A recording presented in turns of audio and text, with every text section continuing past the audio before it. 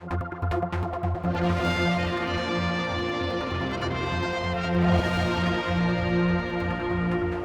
I'm talking with the Chief Minister here at the Villa Marina today because you've been doing the State of the Nation, and it was interesting. I mean, you've got a few things in there as usual. I mean, the Vickers Review, we haven't talked about for some time, but you brought it up today. That was always a major concern. That's come to Yes. Where are we standing at that now? That is continuing. It is not going as well as we'd initially anticipated. Can you explain to people what it's about? Well, it's about, it's technical in a way. It's about ring fencing offshore banks within the depositor compensation scheme in the UK. It was deemed, I think, for most banks beneficial that we be ring fenced within the UK scheme. It would appear that's not going to be the case now. So the banks, I think, are, while still talking to Westminster, and so is my government, it may well be that they will have to look at a different model. That could be serious implications for yours? It could lead to a major restructuring of the offshore banking industry. Now, whether that necessarily applies to the Isle of Man at this stage, we don't know. Some would be nervous, some would fly. Would they go elsewhere? It could consolidate? be. It's quite likely that the business model of offshore banking, particularly as it affects the Crown dependencies, will change over the next few years. That could lead to job losses. It could potentially lead to job gains, but it's too early to say yet what that might be. What percentage works in banks these days in the offshore now? There are, I think, in the Isle of Man, 3,000 or 4,000 jobs. So it's still a major employer. It's a major employer. It's very important. And of course, the business that flows from banking provides extra work to the professional services, etc.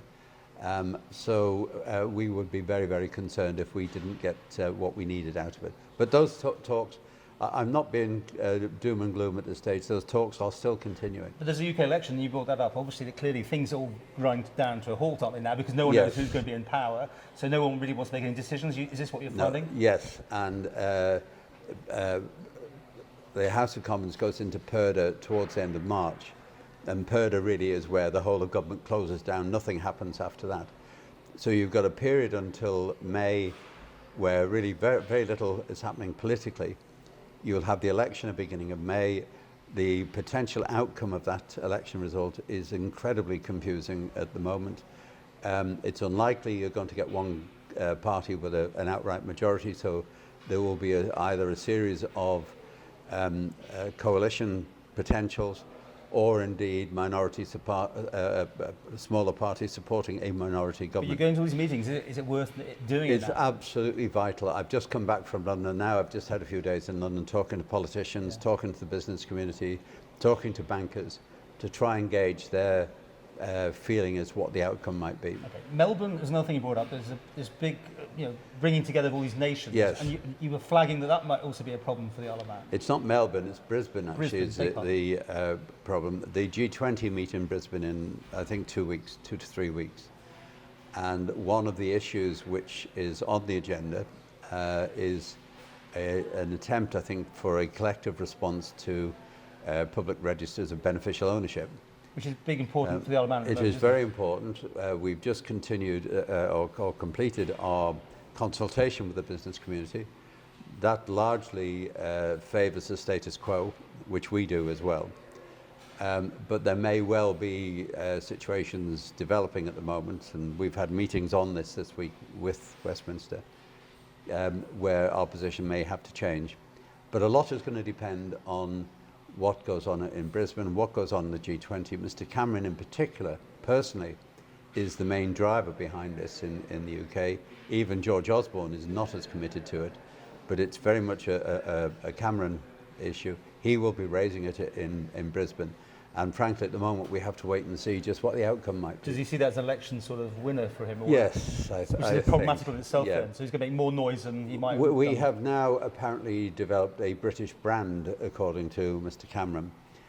We moved on from the British family. It's a British brand, and he wants to see the British brand taking the lead worldwide in bringing greater transparency to awareness of company ownership. Now, how far he gets with that is anyone's guess at this stage, but there will certainly be an attempt to raise it on the agenda. How many times do we hear that the offshores are a conduit to bring money into the City of London, for instance? Will he be threatening that route, and he wants it to go directly in or something? Is this where we're going? This potentially could damage London as much as it could the offshores.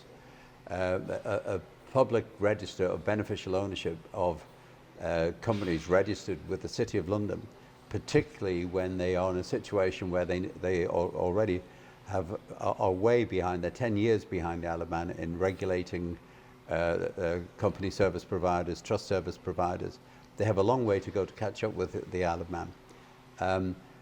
It could affect the Isle of Man, but conceivably it could affect the City of London more because they have more changes to make to come into line on that. Okay, well, the full speech you made is going to be available on MTTV, which I think about 25 minutes is longer than you thought.